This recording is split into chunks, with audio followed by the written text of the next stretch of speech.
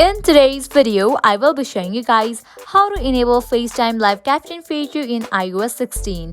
Now open your settings, here we go. Make sure you have already updated your iPhone to iOS 16. I have already done it. Over here you can see different options. Scroll down, you can see the option of accessibility. Open it. Again scroll down. Under hearing session you can see the option of live captions. Open it.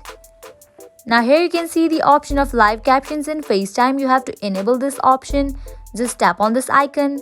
You have enabled it. Now go to the option appearance. Open it. Here you can set up how your live caption will look. Firstly, there is the option of bold text. Tap on it. You can turn on this feature. Now go to the option text size. You can set up the text size as well by swiping on right and left at the bottom. You can select the text color in this way. Also, you can select the background color.